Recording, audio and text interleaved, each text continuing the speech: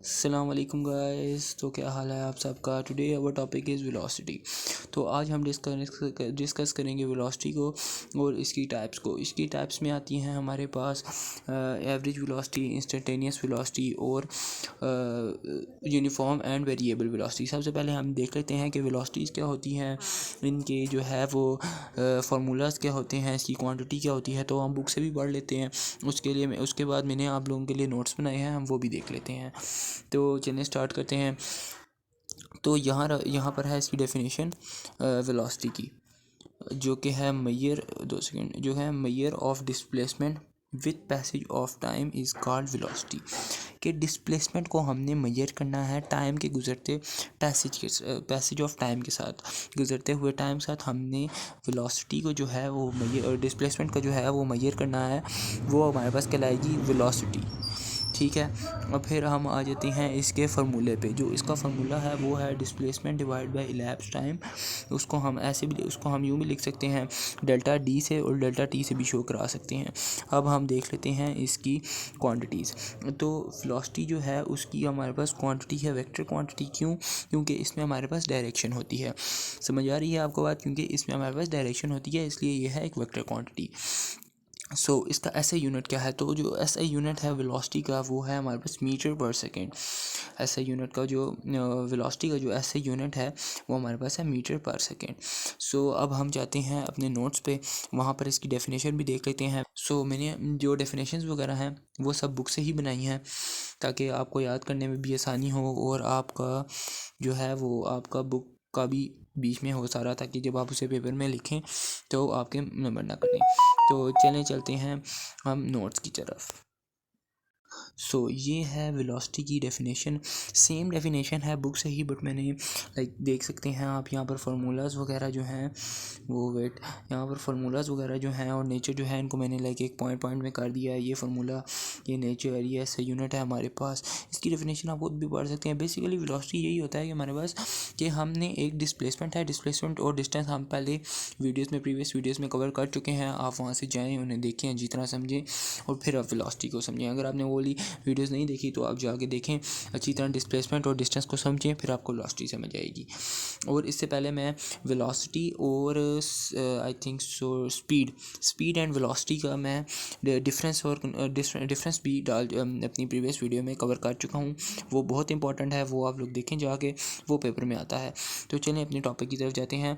Velocity same definition है यहाँ पर, measure of displacement with passage of time is called velocity.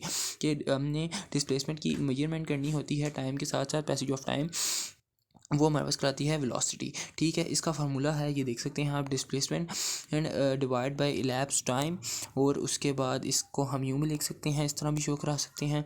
Nature क्या है इसकी? नेचर है इसकी वेक्टर क्वांटिटी है इसकी नेचर। क्यों? क्योंकि इसके पास डायरेक्शन है, बिकॉज इट हैज़ डायरेक्शन। ऐसे यूनिट क्या है इसका? ऐसे यूनिट है मीटर पर सेकेंड। इसका ऐसे यूनिट है मीटर पर सेकेंड। अब हम आ जाते हैं एवरेज वेलोसिटी पे। एवरेज वेलोसिटी क्या होती है? एवरेज वेलोसिटी ये होती है कि the average velocity is the total time covered in total displacement covered in total time. यहाँ पर एक छोटी सी मिस्टेक है, टोटल डिस्प्लेसमेंट।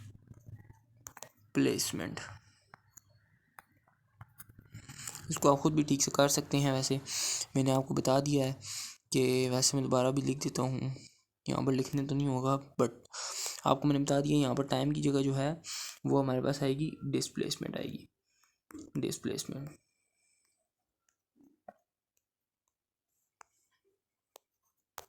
टाइम की जगह हमारे पास आएगी डिस्प्लेसमेंट। ठीक है।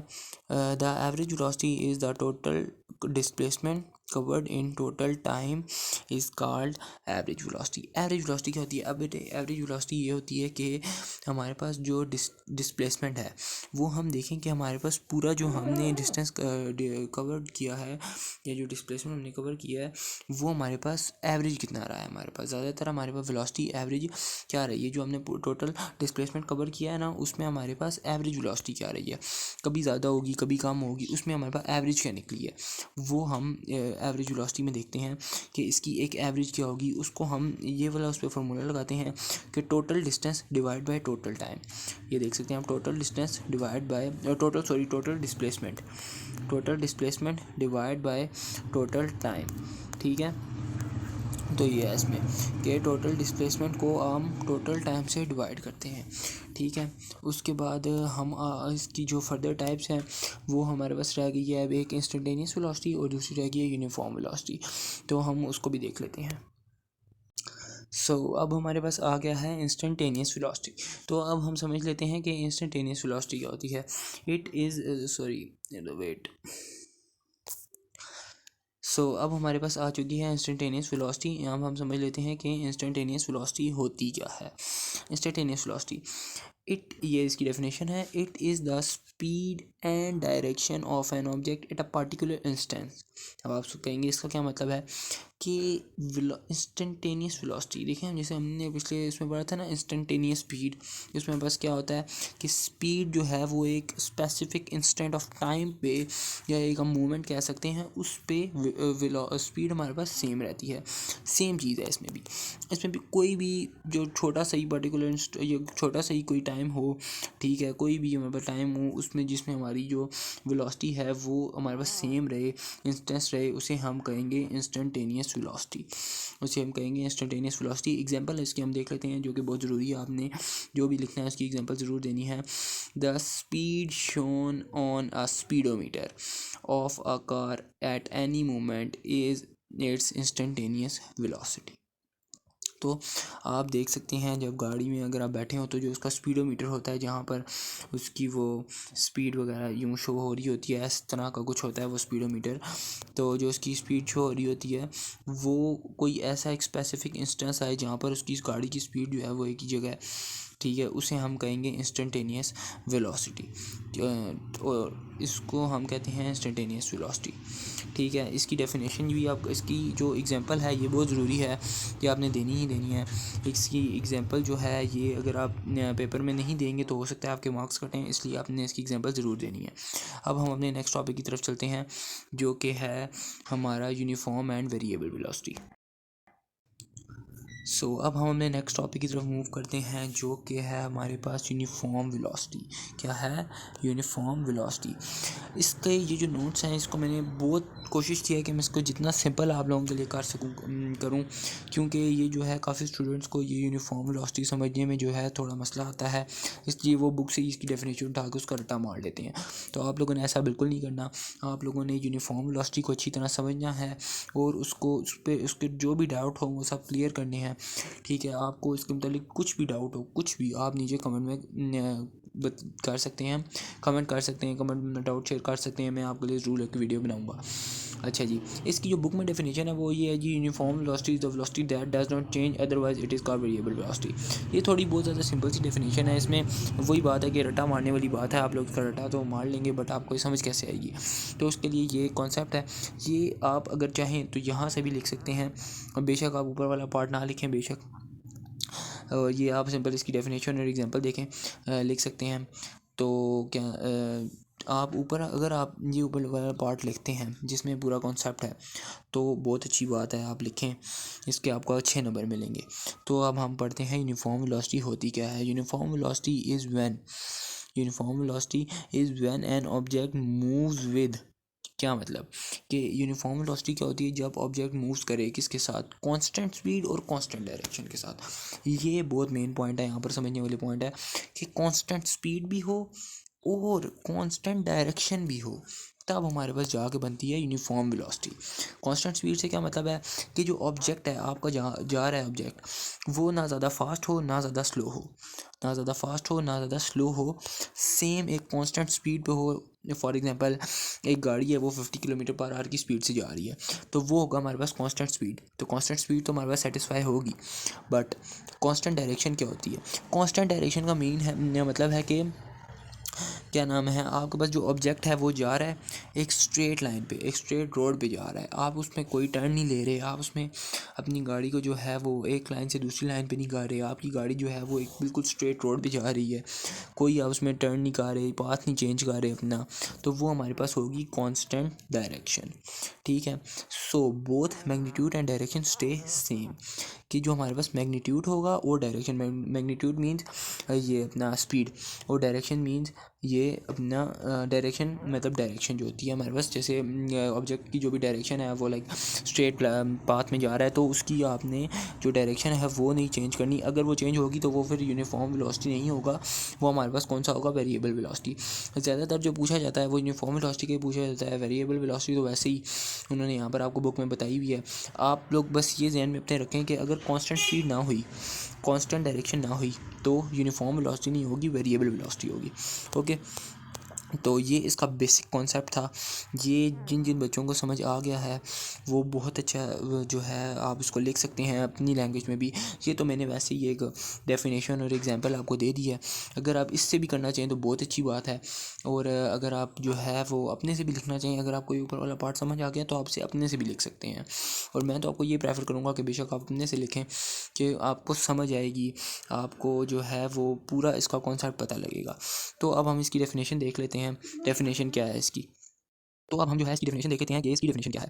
Object covers equal distance in equal interval of time in same direction is called in uniform velocity. कि ऑब्जेक्ट जो है वो आपका जो है इक्वल डिस्टेंस कवर करे इक्वल टाइम में, कि डिस्टेंस भी इक्वल हो और टाइम भी इक्वल हो, बेशक वो टाइम स्मॉल हो या लार्ज उसको फर्क नहीं पड़ता, बट आपका जो है वो डिस्टेंस भी इक्वल कवर होना चाहिए और टाइम भी आपका इक्वल होना चाहिए। तो वो हमारे पास होगी यूनिफॉर्म वेलोसिटी। और जो मेन पार्ट है ये आपने लिखना नहीं भूलना कि सेम डायरेक्शन हो, डायरेक्शन सेम हो। ये एक अलग समझिए इसका पॉइंट है, उसको पॉइंट में भी लिख सकते हैं, बहुत अच्छी बात है। मैंने आपको जैसे प्रीवियस वीडियोस में बताया कि आप अगर पॉइंट्स में लिखते हैं तो बुलेट्स की फॉर्म में लिखते हैं, तो ये बहुत अच्छी बात है, इससे आपको बहुत अच्छे मार्क्स मिलने का चांस होता है। अच्छा जी, ये आपको समझ आ गई पूरी बात। इसमें क्या कहा है कि ऑब्जेक्ट जो है वो इक्वल डिस्टेंस कवर करे इक्वल टाइम के साथ, तो उसकी डायरेक्शन जो है वो सेम हो, तो वो हमारे पास कहलाता है यूनिफॉर्म वेलोसिटी। ठीक है, अब हम देख लेते हैं इसकी एग्जांपल क्या होगी। आपकी बुक में मेरे ख्याल से सैटेलाइट की एग्जांपल दी हुई है, वो भी आप दे सकते हैं, बहुत अच्छी बात है। बट ये जो एग्जांपल है थोड़ी आसान भी है और थोड़ी रियल लाइफ से जो है वो रिलेट भी करती है। वो जो सैटेलाइट वाली है वो भी रियल लाइफ से रिलेट करती है, बट आपने कभी देखा नहीं होगा सैटेलाइट के पूरा वो जो है वो अर्थ के अराउंड ऑर्बिट कर रहा है वगैरह वगैरह। तो आप जो आपने जो है वो ये इसकी एग्जांपल जो है आप वो ऑर्बिट वाली भी दे सकते हैं, ये वाली भी दे सकते हैं।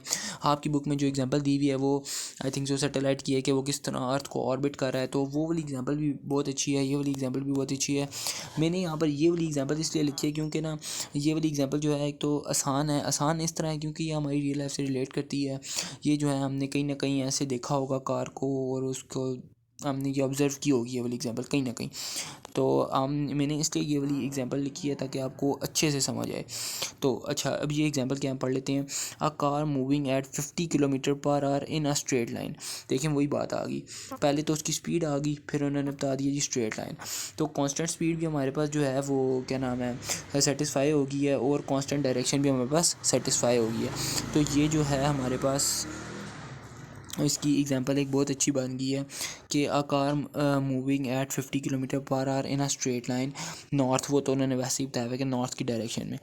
ठीक है, तो ये इसमें हमारे पास जो है स्पीड भी कांस्टेंट है और डायरेक्शन भी कांस्टेंट है, विदाउट स्पीडिंग इट अप और स्लोइंग इट डाउन और टर्निंग। अब देखें ये इन्होंने ना जो है वो मेन एक पॉइंट इन्होंने दिया हुआ है कि हम ना स्पीड भी नहीं ज़्यादा कर रहे ना स्लो कर रहे हैं, स्पीड सेम है, 50 किलोमीटर पर आवर की स्पीड से जो है वो आपकी गाड़ी जा रही है, और उसको हम कहीं टर्न भी नहीं कर रहे आगे पीछे। स्ट्रेट लाइन है, स्ट्रेट लाइन पे स्ट्रेट रोड है, स्ट्रेट रोड पे आपकी गाड़ी जा रही है, ना आप उसका पाथ चेंज कर रहे हैं, ना आप उसको कहीं टर्न कर रहे हैं, और ना आप उसकी स्पीड बढ़ा रहे हैं, ना आप उसकी स्पीड स्लो कर रहे हैं। तो इससे हमारे पास यूनिफॉर्म वेलोसिटी वेरीफाई होगी, सेटिस्फाई होगी है।